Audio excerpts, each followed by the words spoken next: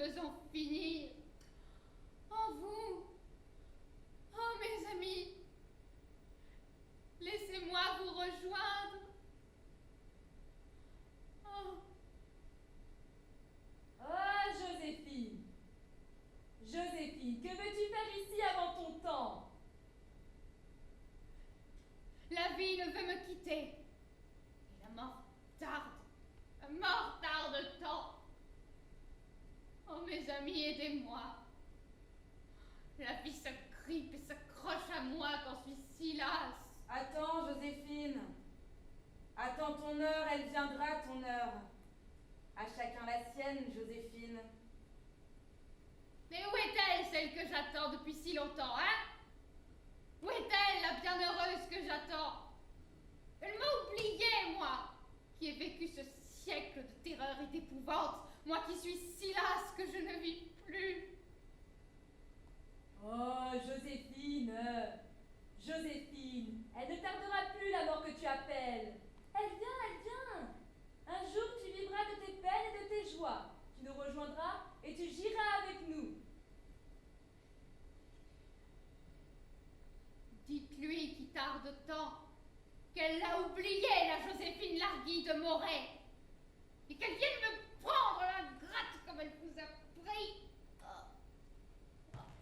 Et alors, Madame Larguy, on s'échappe? On est en roue libre? Ah. Ah. Ah.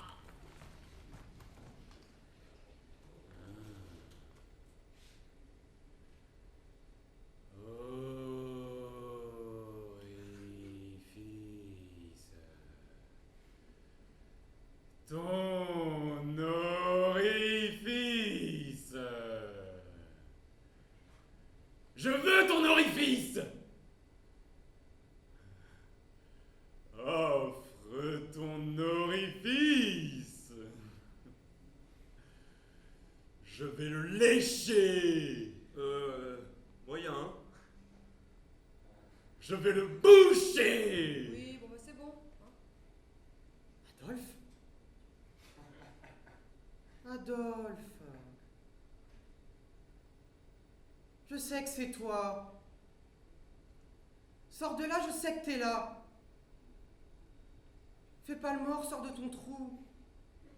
Je te ferai pas de mal. Promis juré. Ah, les cons. Ah, tu es là, le Henri. Henri le raccourci. Henri, violeur et étrangleur. Ah, oh, les cons. Mon pauvre Henri, victime d'une erreur judiciaire. Je sais que c'est toi qui as violé la Jeanne et qui l'a tuée derrière le moulin de la Meule. C'est toi, hein? Ah, je ris.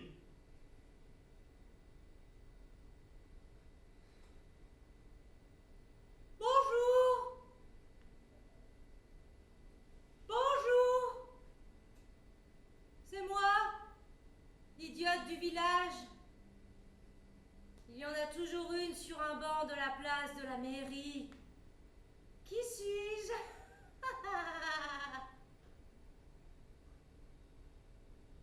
Ma biquette? Mon biquet? Ça va? Et toi? Ça va, ça va. Pas trop froid? Ah, jamais avec toi, ma biquette. Elle était fraîche pourtant. Ah, toujours, dans la saison. Oui, mais avant on s'y baignait. C'était avant. Avant, oui. Avant que tu ne partes à la première. On s'y baignait avec le Gaston, le Georges. Et la Julie, la Rosalie, la Fernande. Ah, ça la Fernande, t'as toujours eu un penchant pour elle, hein? Ma biquette, tu sais bien que... Je te taquine, mon biquet. Oh, ma biquette. Je ne suis pas morte, je repose. Nuance. La maman, on l'a mise sur la maman. La maman à elle. L'Albert, on l'a mise sur la maman. Et quand le Georges est venu, on l'a mis sur l'Albert. Quand la fille de Georges est arrivée, on l'a mis avec la Christine. et ma Marie qui était déjà sur le Georges. Et moi, pour le moment, je suis tout au-dessus.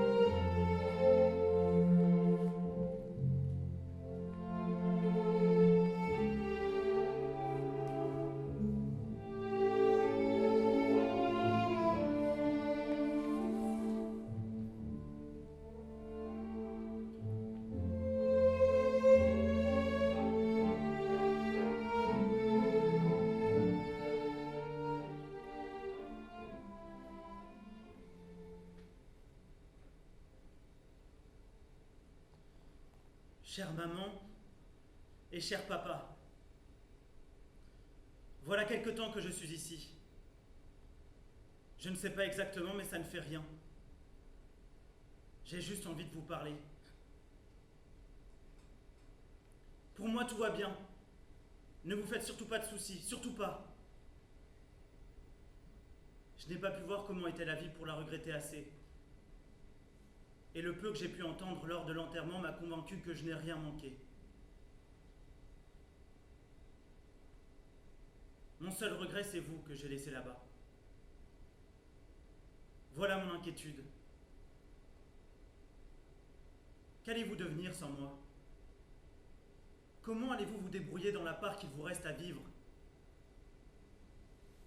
Je ne suis plus là pour vous aider et les quelques heures que j'ai passées avec vous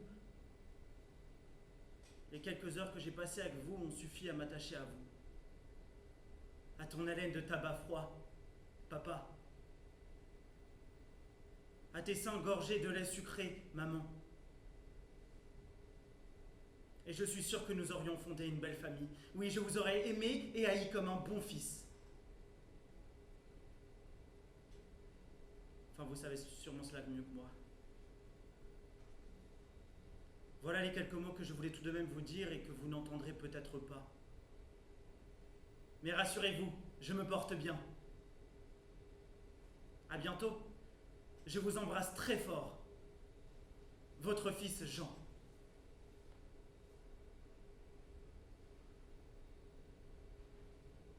Hé Oh Je vous ai entendu lire votre lettre, monsieur. Elle est très jolie. Merci.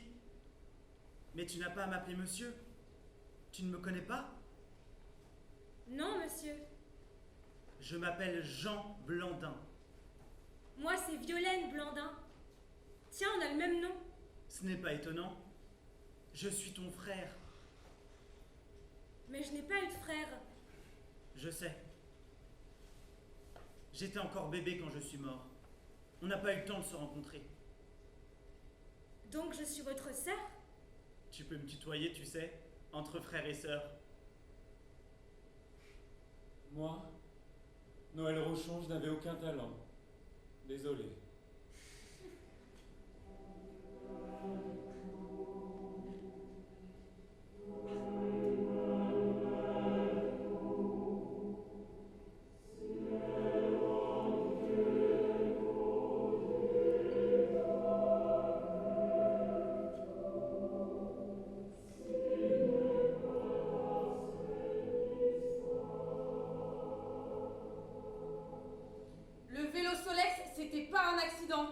Et l'alcool, ça fait jamais bon ménage. Tout ça, c'est de ta faute, Alain. Tu fais la réparation du Solex le dimanche et on enterre le père le mardi. C'est bien bah vrai. Tiens. C'est vrai, ça. C'est bien vrai. Je t'ai vu trafiquer sa bécane. Ah ça? Moi aussi, je t'ai vu. C'est quand même étrange. Tu connais rien en mécanique. Alors que ton père est garagiste, non? Mais vous êtes complètement fou! C'est n'importe quoi d'accuser là comme ça! T'es pas franc, Alain! On le sent depuis que t'es arrivé dans la famille. C'est servi! On le sait bien que t'as épousé Claudine pour la ferme. Tu l'auras jamais, celle-là! Calmez-vous, mon Dieu, y a pas que vous dans mon bar. Donc si vous n'êtes pas capable de baisser d'un ton, vous passez à côté. Alain, assassin! Ça. Assassin, Alain! Arrêtez! Non! Lâchez ces couteaux! Bon.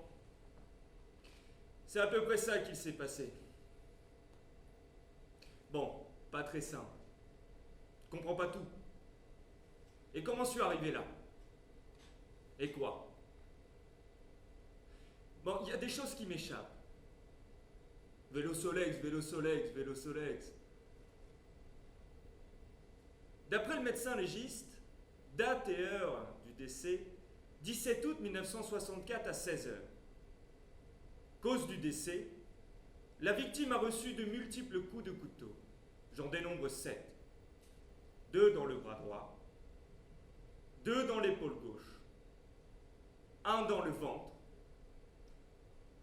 Ah oui, dans le ventre ça fait mal. Ça fait très mal. 1 dans le thorax et le dernier au cou, tranchant ainsi la carotide, fatale. Peut-être. Le ventre, c'est très douloureux. Maurice Dupont, avec un T. Et l'autre con de Raymond qui me fout un D, comme s'il savait pas.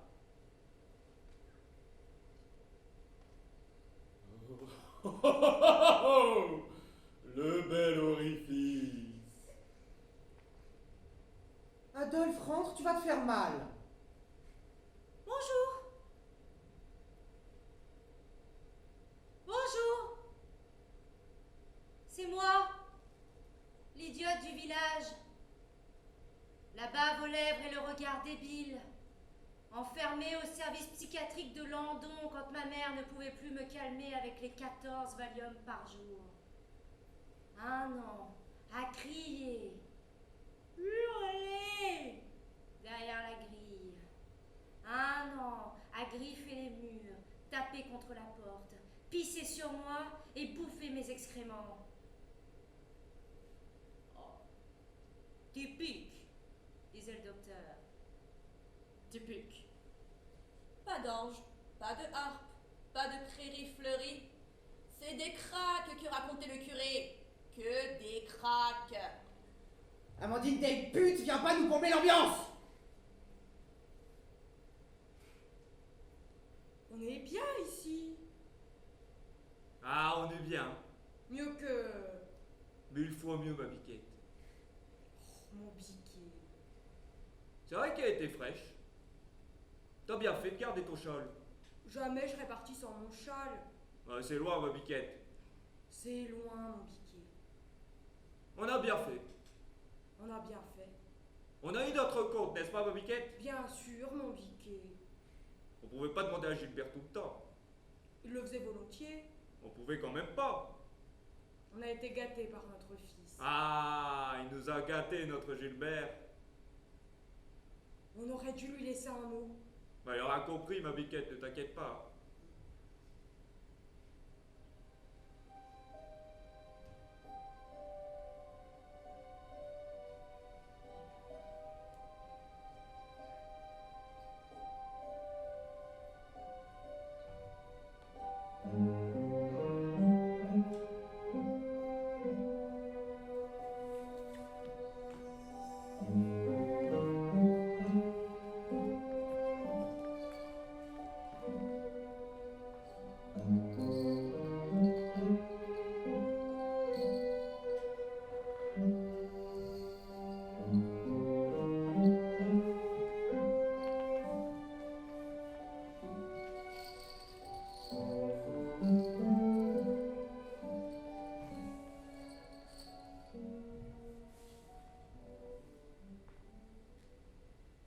Je me souviens quand je suis née, j'ai entendu papa dire que cette fois-ci on ne le perdrait pas.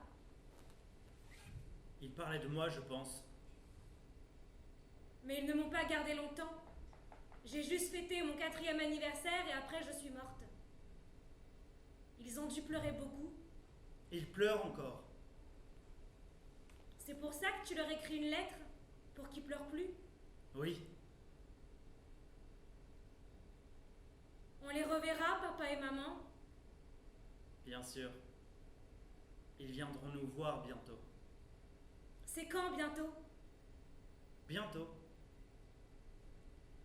Lundi 25 avril 1969. Mon père entre dans ma chambre. Encore par terre? Il me relève et me cogne la tête contre l'armoire. Aïe! Ça t'apprendra. Il me recouche dans le berceau. De sa poche, il sort un bout de ficelle avec lequel il m'attache solidement. Voilà. Comme ça, elle tombera plus. Puis il sort. Vendredi 12 juin 1969. Mon père entre dans la salle de bain. Petite salope. Il me prend par le cou, me sort de l'eau et me cogne la tête contre le lavabo. Entre ma mère, Pas si fort, Gilles. et il me laisse tomber dans ma baignoire rose. Dimanche 10 juillet 1969. Ma mère entre dans ma chambre, un chiffon à la main. Connasse. Elle me prend par la jambe droite et me jette contre le coin droit de la table basse. Ma fontanelle saigne. Mon père sort trempé et nu de la salle de bain. Pisseuse. Il me saisit la jambe gauche et me laisse tomber contre le coin gauche de la table basse. Une gelée blanche sort de ma fontanelle ouverte. Père et mère, ils me saisissent chacun par une jambe et me balancent contre le téléviseur. C'est jour du Seigneur. Il implose. Je meurs. Pas trop tôt. Pas trop tôt. Je suis une personne ordonnée. On appréciait mon sens de l'ordre au château, à la mairie et chez le docteur. Et de la propreté, cela va de soi. J'ai été une personne ordonnée et propre, naturellement. Maman, espèce de saleté qui se fait sauter par tout le monde. Garage à vite! T'en as pas marre de nous voler nos maris? Huguette, disons mardi 8h dans mon bureau comme d'habitude. Mercredi, Huguette, une petite gâterie dans la grange, je t'attendrai dans la paille. Youhou! N'oublie pas pour jeudi, Huguette. Tu as gardé un moment pour moi, Huguette, n'est-ce pas?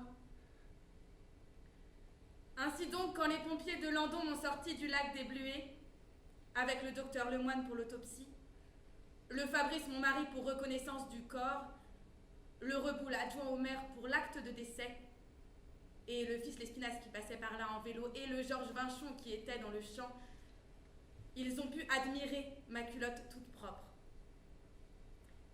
Ils ont vu, une dernière fois vu ma poitrine blanche, mes seins blancs et fermes, lourds peut-être, trop lourds pour eux. Je les aimais. Moi, personne propre et ordonnée, tous ces sexes des hommes, et ces choses, toutes ces choses qu'ils me faisaient, ces hommes, rassemblés une dernière fois autour de mon corps, le Georges Vinchon, le Serge Lemoine, le fils Lespinasse, le Fabrice et le Paul Reboul. Ces hommes qui admirèrent une ultime fois ma poitrine blanche, mes deux seins blancs, fermes, qu'ils dédaignaient maintenant d'embrasser, de toucher, de tâter. Ces deux seins blancs qu'ils refusaient depuis des semaines et des mois qu'ils ne voulaient plus caresser. Ces deux seins blancs fermes, fermes quoique lourds, leur arrachèrent une ultime érection. Comme l'hommage du souvenir, la mémoire des plaisirs partagés, l'adieu de ces hommes ingrats et aimés à une femme aimante. J'ai vécu ma vie comme un porc. Mais moi, Georges Triboulet, je n'ai pas de regrets. Sigi, Gisèle Delpu, qui fit le bonheur de son mari et de ses 3 amants. Bientôt, il a dit. Bientôt. Dis, tu restes avec moi en attendant? Bien sûr. On va rester ensemble. Chouette. C'est bien un grand frère. À quoi on joue? Tu choisis, Ah, ni oui ni non. si tu veux. Tu es d'accord? Oui. Ha ha! Tu as perdu! Tu as perdu! Oh non!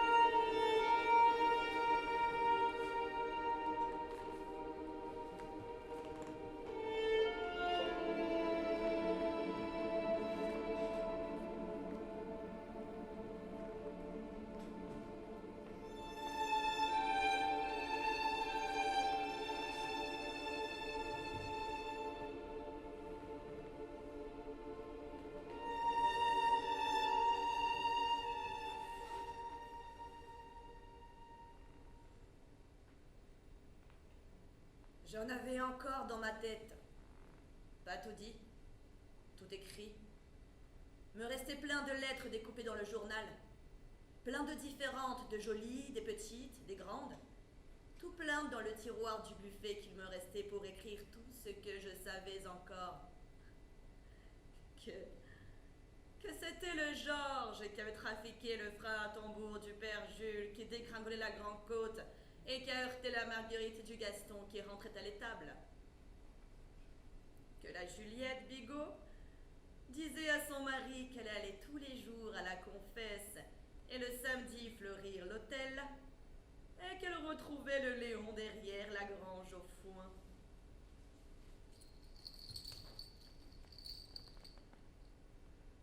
Du fond des abîmes, je crie vers toi, Seigneur. Prêtez l'oreille à mes paroles. Dieu Tout-Puissant, pourquoi ainsi cacher votre visage, alors que mon corps s'effrite comme un bois vermoulu? Mon âme aspire à vous. Mon âme soupire après vous. Chaque jour, je me répète, où donc est ton Dieu? Et j'attends que mes os humiliés tressaillent d'allégresse en vous. Mon trait clément, en vous, où s'en retourne la chair des bienheureux qui meurent dans le Seigneur. Et ô mon Dieu, je suis morte en vous, et j'attends d'apparaître devant votre face. Et alors, mon Très-Haut, ma mansuétude grandissime, mon Très-Loué, mon tout, qu'attendez-vous pour me prendre moi qui repose en attendant la résurrection promise selon Jean verset 25? Que si Jean Blandin est mort sans avoir vécu, c'est qu'il aurait du mal à trouver le bon père à force que la Huguette couchait plus que de raison. Que le docteur Lemoine d'ailleurs n'y était pas pour rien dans cet heureux accident, vu qu'il devait bien ça à la Huguette, vu que le vendredi elle ne venait pas que pour faire le ménage, vu que le vendredi était le jour où la femme du docteur allait en ville. Que je pourrais en dire encore des choses si on m'en avait laissé le temps, et des pas mûres. Par exemple, la petite Violaine, la sœur du Jean Blandin. Qui c'est le père? Le vrai.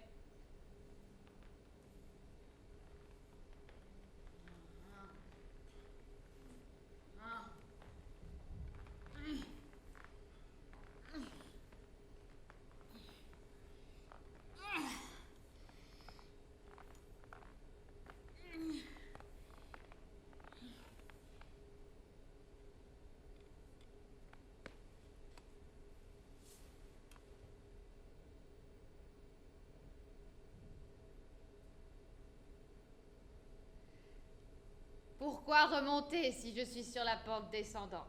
Hein? Se laisser glisser, c'est facile. Il faut remonter la pente.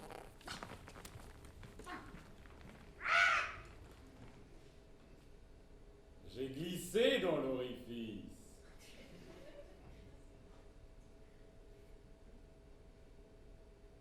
Mon biquet, Ma biquette. jamais je ne serai allé dans leur maison de vieux, hein. Bon, oh, tu le beurre passer tous les jours, hein. C'est vrai, mon biquet.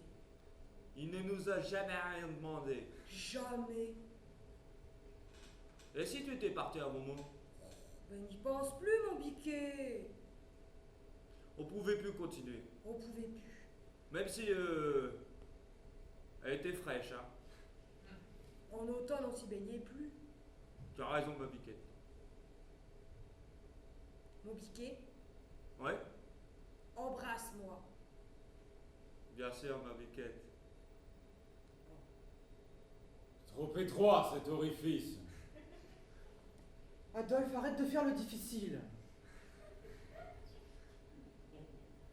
Bonjour.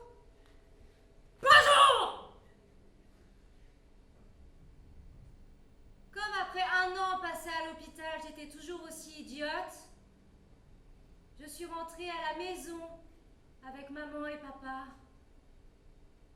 Je cassais tout, papa réparait tout et maman pleurait. Je crevais les yeux du chat, papa l'enterrait et maman pleurait. Je poussais des gémissements et des grognements. Maman me prenait dans ses bras et papa pleurait.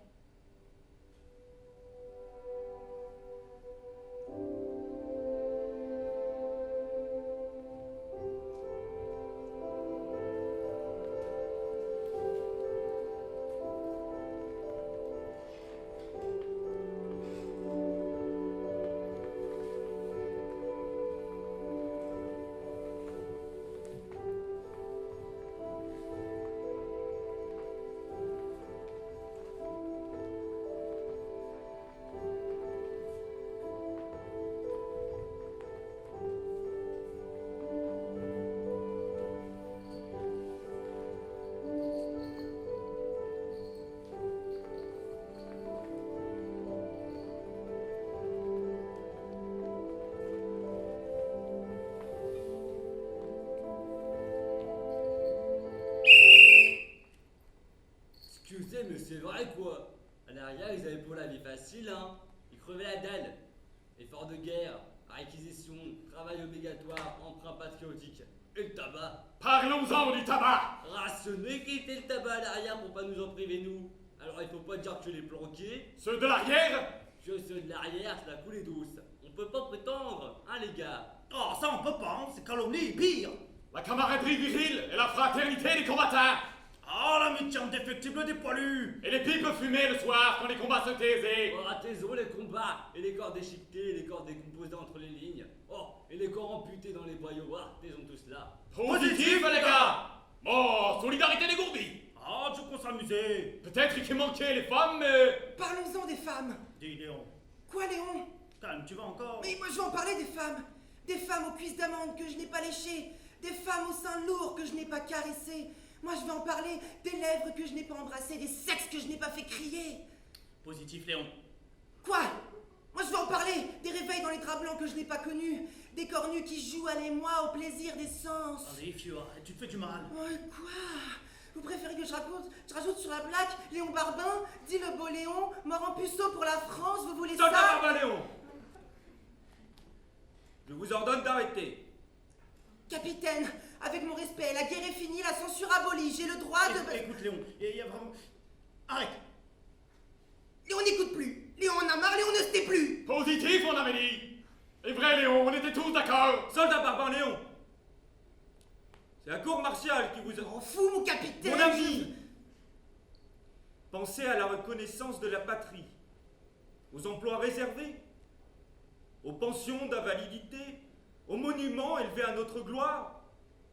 Pensez aux tonnes de fonds pour couler notre statue. Soldat Barbin Léon, pensez à tout cela et ne soyez pas ingrats. Allez, dis quoi, c'est vrai. Après, vont encore dire qu'on ressasse, qu'on rabâche, qu'on la ramène encore. Je veux me perdre dans le corps d'une femme, je veux une femme, je veux respirer. Bon, infirmière volontaire 2e classe, Rouard, Victoria Eugénie. Présente, mon capitaine. 2e classe, Rouard. Occupez-vous du soldat Barbin Léon. Mais, capitaine, Nécessité service. sacrifice, patrie, la France, etc. Bien, mon capitaine. Content, soldat Barbaléon? Merci, mon capitaine. Eh bien, messieurs, voilà une affaire réglée. Oui, capitaine! Oui, capitaine! Oui, capitaine. Oui, capitaine! Positif, messieurs. N'oubliez pas. Repos! Positif, mon capitaine! Moi, ce qui me manque, c'est le sexe. Émilienne Réboul, tu as pris tellement d'avance.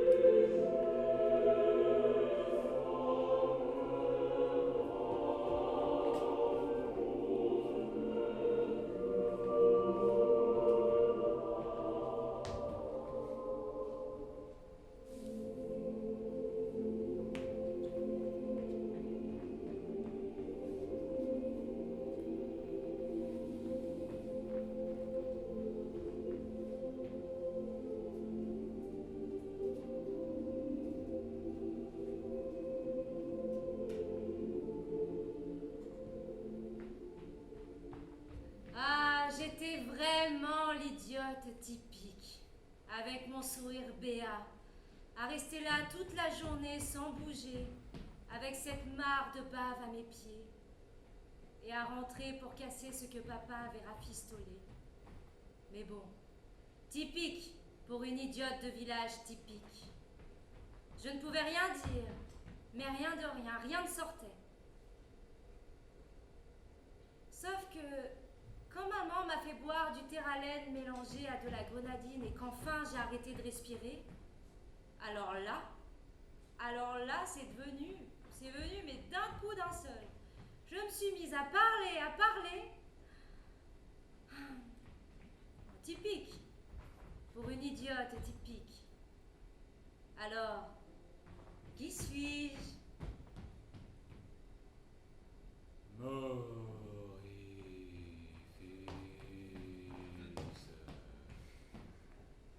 Orifice, ton orifice, je veux ton orifice. Adolphe, tu m'as jeté à terre, me donnant un coup au visage. Le tien était rouge et ton haleine avinée. Tu m'as écrasé sur le feuillage, arraché jupe et culotte, me donnant encore un autre coup de poing. Et tu t'es enfoncé en moi.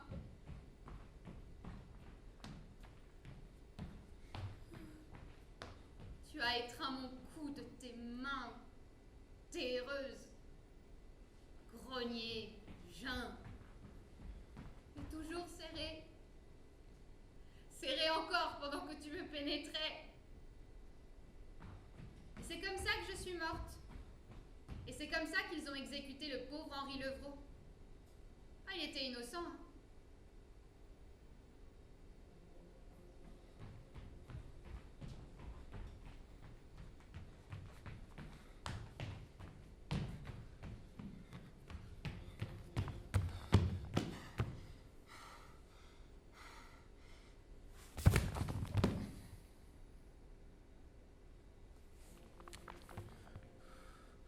Faut que je me réveille. Faut que je me réveille, faut que je me réveille, faut que je me réveille. Faut que je me réveille, faut que je me réveille, faut que je me Vous avez réveille. vu, il croit qu'il dort. Faut que je me réveille, faut que je me réveille, faut que je me Ça va, on a réveille. compris! Pardon? Mais tu te répètes, mon gars, tu te répètes. Oh, vous êtes où? Vous êtes combien? Et un certain nombre, si tu veux savoir. Et plus nombreux que les autres, là-haut. Eh, vous voulez que je vous raconte celle du type qui arrive avec son costume sous le bras? Vous plaisantez, messieurs? Je fais juste un petit somme et un mauvais rêve. Tu rêves pas, Alphonse. Une attaque à ton âge, ça arrive. Mais c'est pas possible! Non, y'en a marre! Oh, Roger. Moi, j'aimerais bien t'y voir, toi. C'est toujours la même chose. C'est pas possible! Tu vois, il recommence! Bon, allez, à tantôt. Attendez! Faut vraiment que je me réveille. Attendez-moi, messieurs, j'arrive! Oh! Vous êtes où? Mais répondez-moi, me laissez pas tout seul!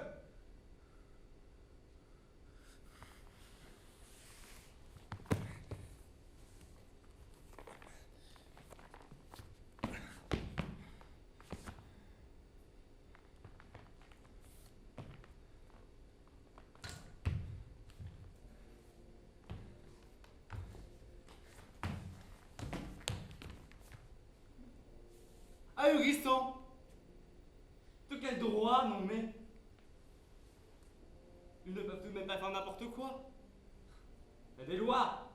Non mais... On veut m'expulser? Quelle infamie! Scandaleux! J'ai payé, moi!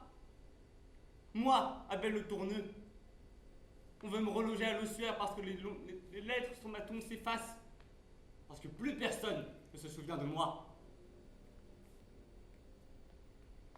Ahurissant. On se demande dans quel monde on vit.